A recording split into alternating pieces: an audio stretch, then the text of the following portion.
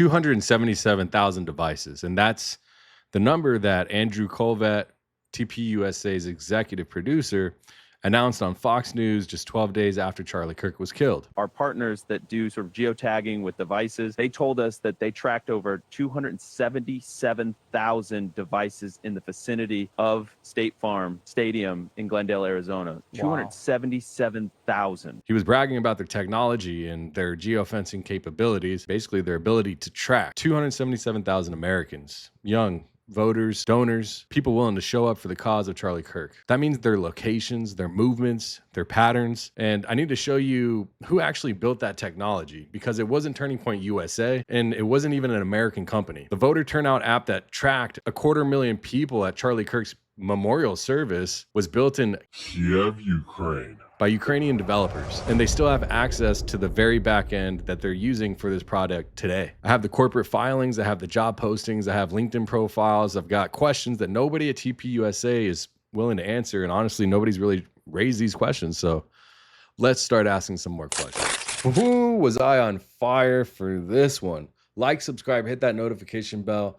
Buckle up your seatbelts because this is going to get wild. Let's run this. So let's start with the app itself. This is the official Turning Point USA app. And if you go download it right now, which I don't know if I'd recommend that, because then you're going to be putting yourself in their ecosystem, their data tracking, harvesting system. But if you look at the bottom of any screen, it says 2020 Superfeed Technologies Incorporated, not Turning Point USA.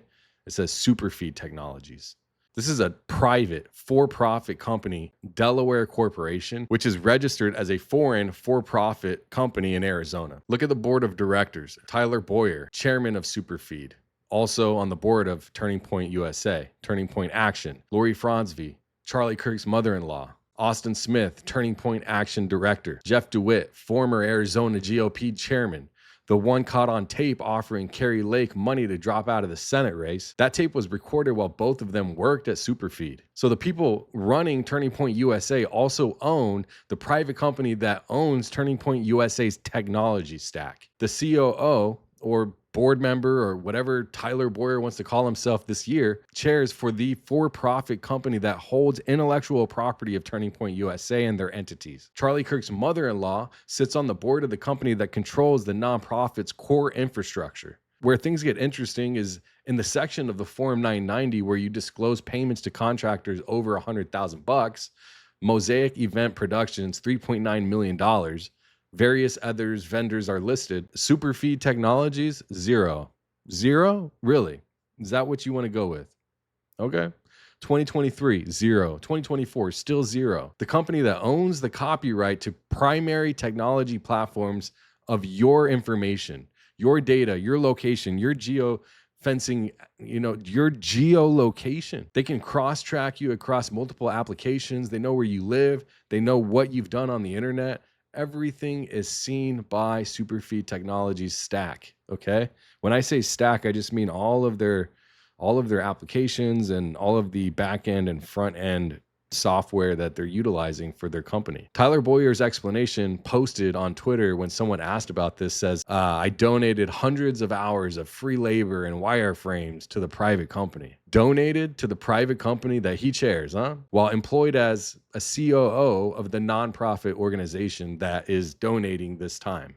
Because remember, if you're donating, then you got to donate something. You're donating your time, apparently, which time is money. We all know that time is money. That when you're salaried by a nonprofit, your work belongs to that nonprofit. That's how employment works. Time equals money, baby. So how do you donate work you did on a nonprofit with time to a private company that you control? And if Bowyer donated his labor, who paid for everything else? The servers, the developers, the infrastructure, because TPUSA is saying they didn't, at least not according to the IRS records that they filed. Now, in October of 2024, NOTUS published an investigation.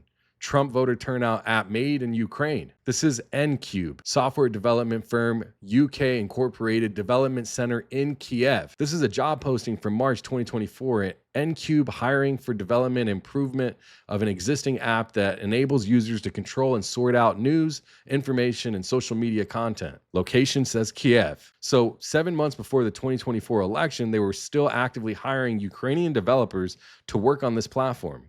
And here's What's so wild is that nCube published an article about maintaining operations during Russian missile attacks. They deployed Starlink satellite internet, diesel generators, and some developers were lucky enough to be relocated to Western Ukraine. Others stayed in Kyiv suburbs while the city was being bombed.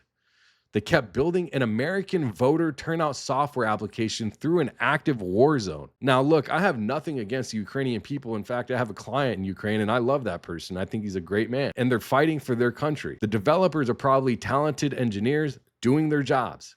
Nothing against that. But I have questions about the decision making right here. Why is an America First organization outsourcing voter data infrastructure to a country in the middle of a war with Russia?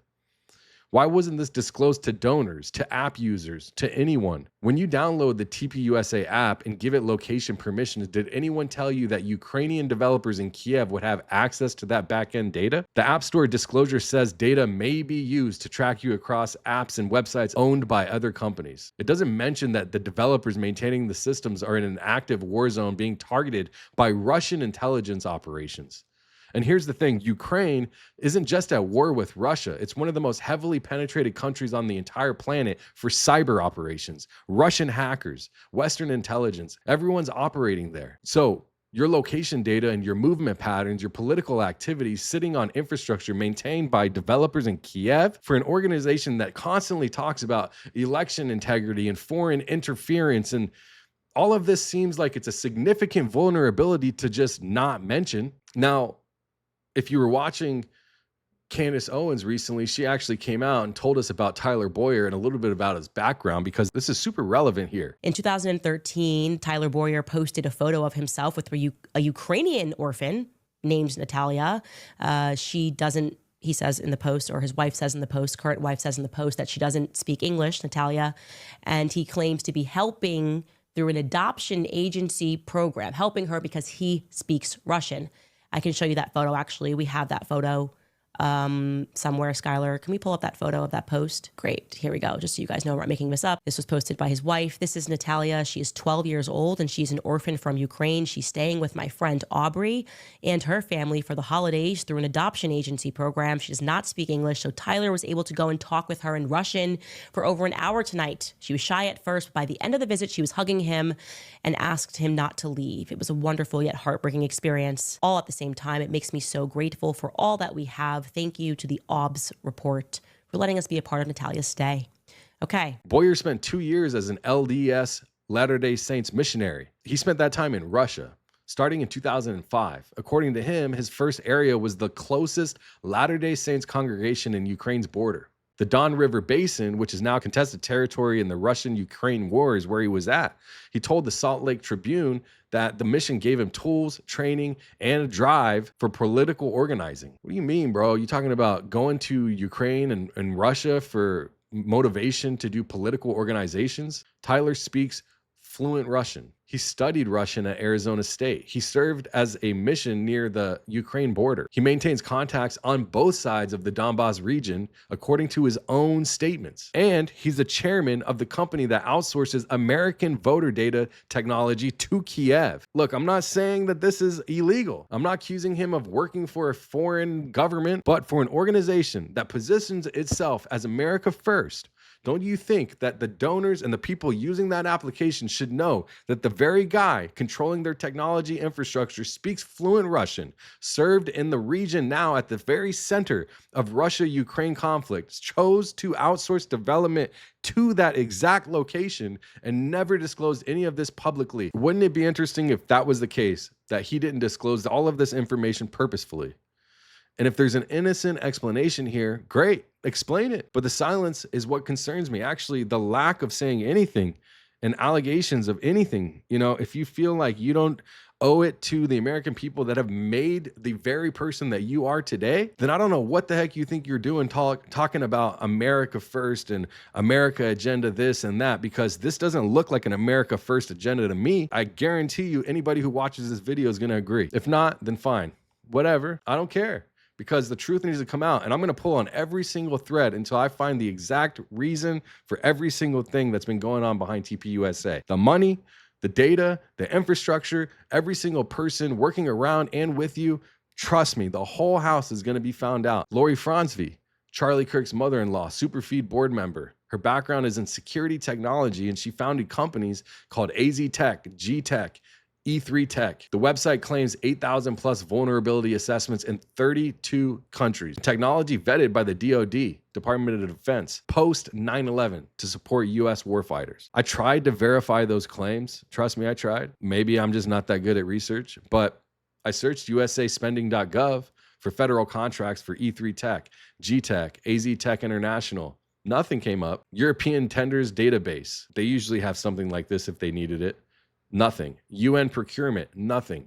And I wrote scripts in Python to go look on the back end in case I was missing something on the front.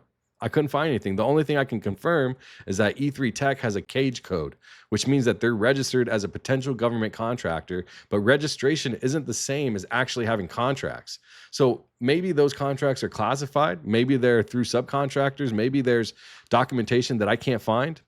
But here's what I can verify is that Charlie Kirk's mother-in-law sits on the board of a private company that owns the nonprofit's technology infrastructure, the technology that was collected as data on 277,000 Americans, and that was just one time that they admitted to. And this was built by Ukrainian developers with zero disclosed payments on the tax returns. So when Charlie Kirk sends a letter on September 2nd demanding a DOGE-style audit, September 2nd, audit was demanded, and then on the 10th, 8 days later, he's assassinated. What would that audit have revealed about Superfeed, about the payments that don't appear on the 990s, about the ownership structure, about who's actually controlling this data? Superfeed Technologies has raised approximately $1.82 million according to SEC Form D filings. January 2021, a $250,000 equity investment from Michael Gibbons, which is an Ohio banker. Why is all these rich people coming out of Ohio?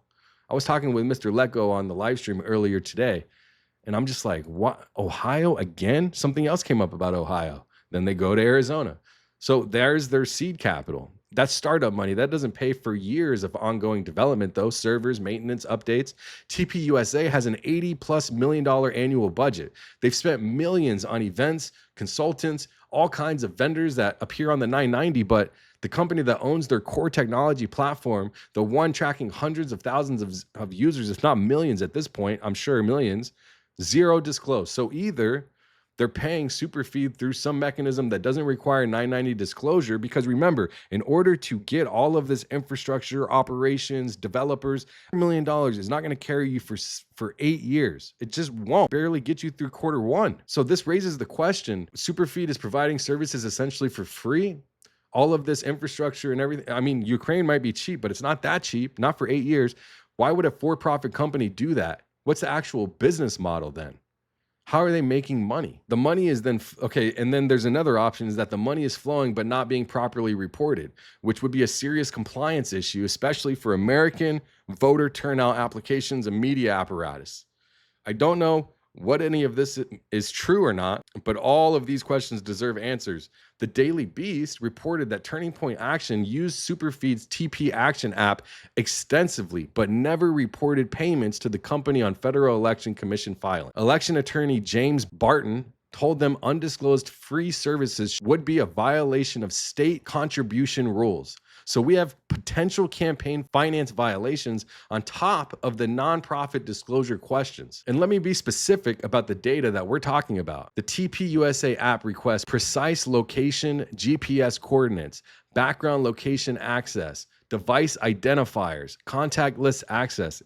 If iPhone's got it, they've got it, okay? That's what I'm trying to say. The privacy disclosure confirms data may be used to track you across apps and websites owned by other companies. Geofencing creates virtual boundaries around physical locations. When you use your phone and it enters those boundaries, the app logs it, saves it, and when you leave, it logs it and saves that too, and then pings whatever information needs to be sent out to wherever it goes. Ukraine, I guess. So they geofenced Charlie Kirk's memorial service and admitted it and tracked over 250,000 people and their devices. They've geofenced churches, TPUSA events, polling locations. The data shows that where you go, when you go there, how long you stay, what your patterns are, and who else was at the same locations, and everything else between, before, and after. As soon as you get that as soon as you enter that location. All of that is mapped. For political targeting, this is gold. You can identify voters by their behavior, churchgoers, rally attendees, people who frequent certain businesses. Look, if you don't know about data harvesting and black market data sales, think about this. If you were to go and want to buy political information or political donor data, what is more valuable than knowing exactly their age, their location, when they show up to an event? That shows commitment. That means that they're a high value target. People who are just sitting on this data on infrastructure maintained by developers in Kyiv, in Ukraine, in the middle of a war zone in Russia where over 1 million people have died presumptively. Now, I want to be fair here. Lots of tech companies use offshore developers, and it's common practice in the data industry and the developer industry. But most of these companies aren't handling politically sensitive location data on American voters. And most of these companies disclose their development arrangements to their users. TPUSA has not. If you're a young conservative who downloaded this app because maybe you went to a Charlie Kirk event, you saw a QR code, you scanned it, bam, you're in the system. Say you went to America Fest, who used it to organize your campus or something like that, or you went to an event, again, you had no idea your data was flowing through Ukrainian infrastructure. That's the problem. Not that Ukraine is bad. It's that you weren't told, and that they're in the middle of a technologically advanced Russian intelligence operation that's always constantly hacking Ukrainian infrastructure in order to gain upside on Ukraine and Americans and their militaries. So best believe if they're hacking American and Ukrainian military operations, you don't think that they're going to be able to hack some Ukrainian developer working off a diesel generator in the middle of the suburbs of Ukraine or in the middle of downtown Kyiv? Come on, bro. Give me a break. So step back and look at the full picture. Turning Point USA builds a technology platform, but instead of owning it directly, they create a private for-profit company that's foreign. They haven't filled out a FARA request, FARA. Tyler Bowyer is co-owner and chairman of the for-profit foreign company. The founder's mother-in-law joins the board. The founder of TPUSA's mother-in-law, now CEO mother, massive conflict of interest. I've already covered the money, all right? I've already covered the fact that there's a massive conflict of interest here in my last few videos and my live streams. The for-profit company outsources development to Ukraine. Ukrainian developers in Kyiv build and maintain the system through an active war for 8 years straight, or 6 years, or whatever it is. The nonprofit shows zero payments to the for-profit on tax filings. So the for-profit's chairman says he donated his labor. Come on, man. What do you think? We're stupid? The app tracks hundreds of thousands of Americans, bro. Location data, movement patterns, political activity, when and where and how much, and everything in between. And the founder demanded a financial audit, and he's killed 8 days later. I'm not saying that these are connected, but I am saying that the facts exist in this sequence. The Superfeed arrangement predates Charlie's death by multiple years. The Ukraine outsourcing started in 2018. So whatever concerns Charlie had in September of 2025, this structure was already in place. So the question remains, what would that audit have found, and why haven't they persisted? Would it have revealed where the actual payments went? Where would it have revealed exposed ownership structure to public scrutiny? Would it have forced disclosure of the Ukraine connection?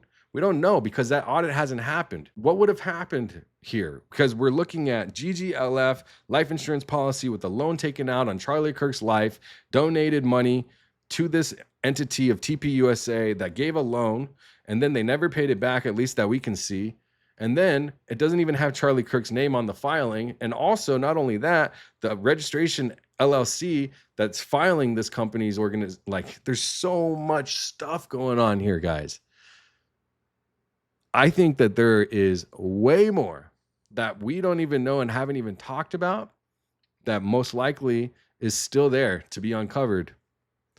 I mean, I'm not here to accuse anybody of crimes, but I don't see any evidence. I don't have evidence of legit crimes, except for maybe working with a foreign company, foreign developers building a foreign for-profit application without filing a FARA document for the United States government.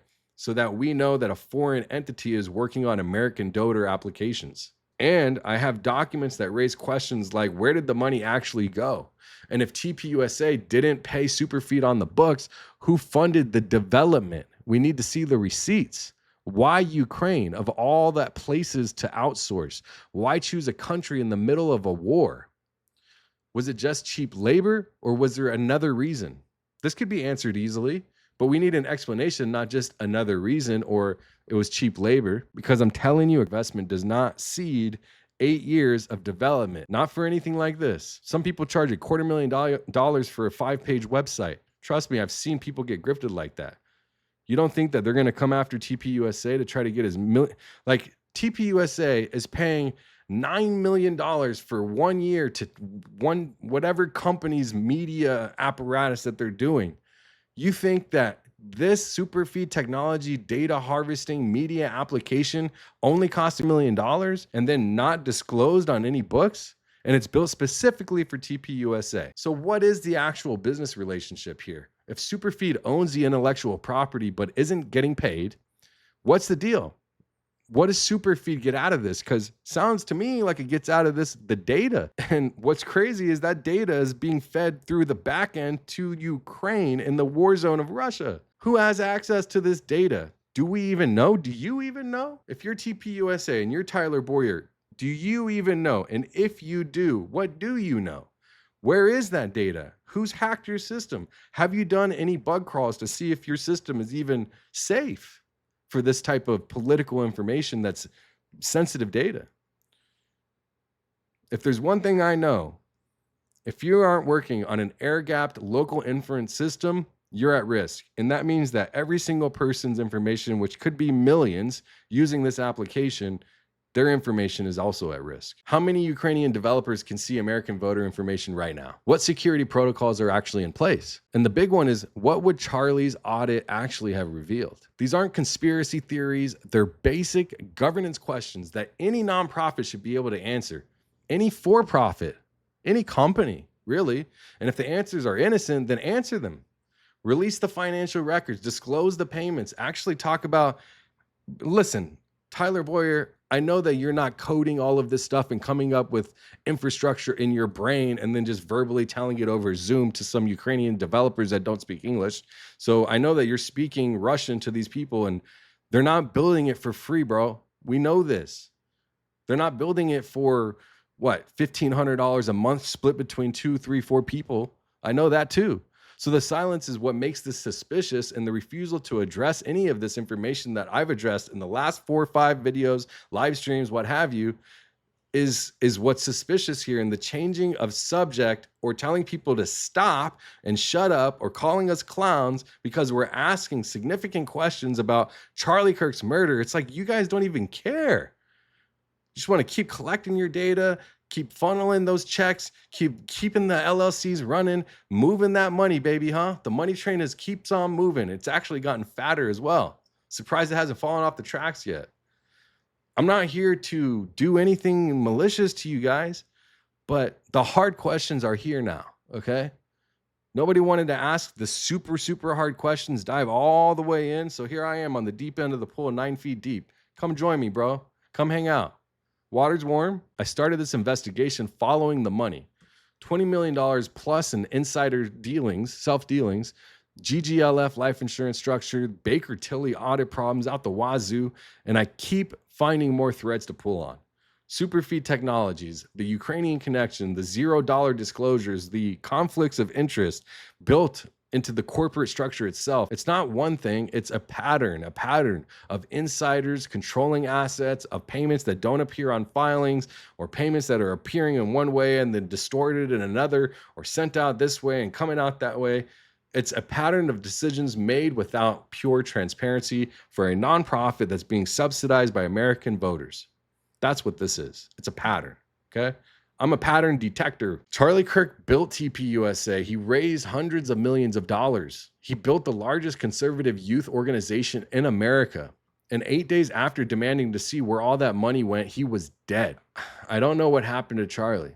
I don't know who killed him or why, but whatever we're being told is not the truth. I know that much for sure. what we're being told is not the truth. And I know that the questions he was asking deserves to be answered.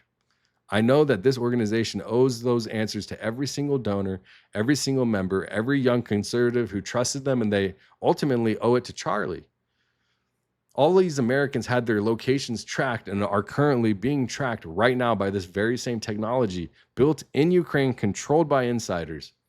And there's no disclosure being tracked at all whatsoever. And if that doesn't concern you, I have no idea what will. Charlie Kirk, we will never forget you. You spoke your truth. They silenced your voice. We got the mic now, big dog.